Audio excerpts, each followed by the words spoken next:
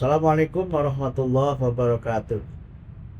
Alhamdulillah haqqa hamdi wassalatu wassalamu ala rasulih wa ala alihi wa ashabi amma ba'du. Pemirsa dimanapun Anda berada, semoga semua tetap sehat walafiat dan tetap bersemangat dengan stamina spiritual dan stamina fisik yang tinggi untuk kita menunaikan ibadah puasa pada tahun ini. Pemirsa, di dalam Al-Quran kita diperintahkan oleh Allah untuk makan dan minum. Tapi makan dan minum itu adalah makan minum yang halal dan thayyib. Quran menyebutkan kulu mimma fil ardi halalan thayyiba. Makanlah semua yang ada di bumi ini yang halal dan yang thayyib. Tuntunan Quran ini punya dua makna penting. Yang pertama, pintu masuknya adalah halal. Halal itu dalam istilah lain bisa disebut sebagai lawful, yang dibolehkan menurut agama, itu halal. Kemudian yang kedua adalah thayyib.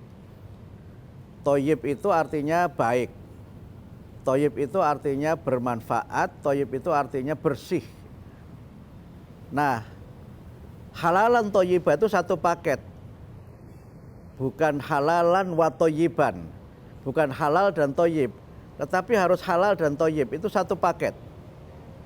Sehingga karena itu maka yang pertama adalah makanan yang halal, yang lawful.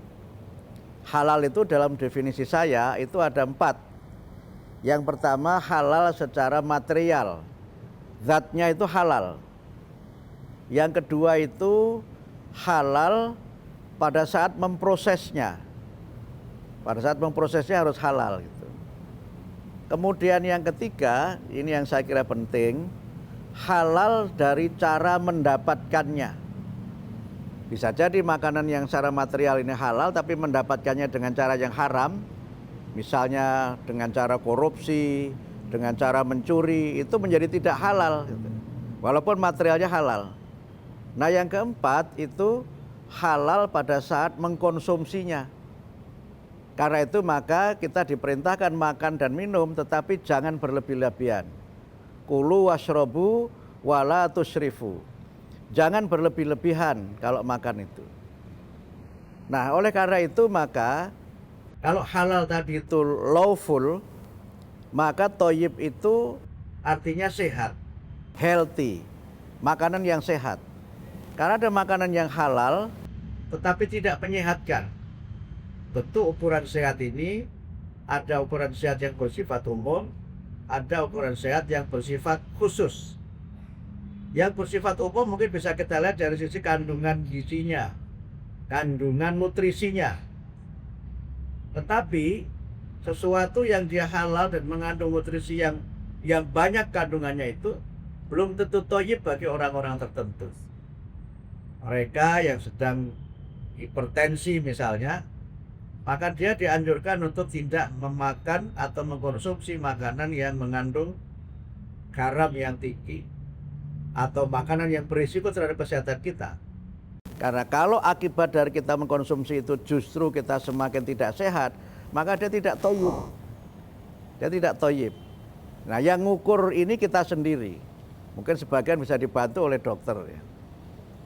Kemudian yang ketiga adalah bagaimana kita ini tidak berlebih-lebihan, tidak israf, tidak berlebih-lebihan.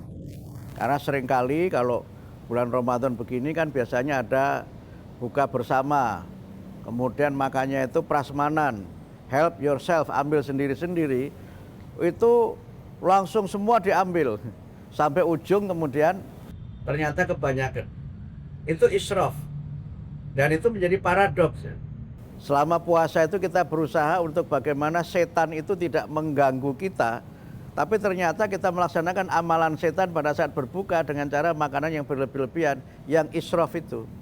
Karena itu 4 prinsip dalam halal tadi itu, halal secara material, halal secara proses, halal cara mendapatkan, dan halal secara mengkonsumsi itu kesemuanya adalah bagian dari tuntunan Islam agar kita tidak mengkonsumsi secara berlebih-lebihan.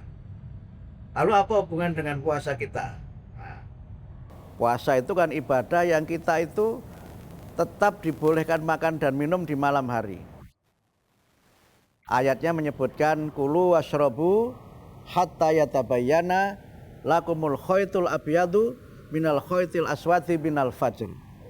Makan dan minumlah kamu sehingga jelas bagi kamu benang hitam dari benang putih. Hatta yatabayyana lakumul khaytul abyadu minal khaytil aswad. Benang putih dengan hitam ini jelas. Waktunya maksudnya kapan? Minal fajr, itu adalah waktu fajar.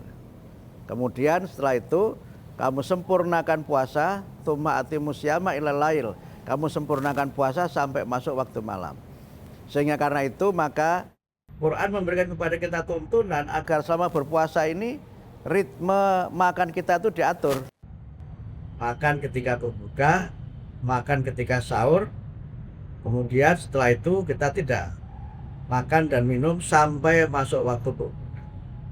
Karena itu maka penting sekali selama Ramadan ini agar kita punya stamina yang sehat, kita makan yang sehat dan bergizi, yang halal dan thayyib, tidak berlebih-lebihan, dan kemudian kita bisa tetap memiliki stamina untuk kita berpuasa dengan sempurna pada saatnya kita berbuka.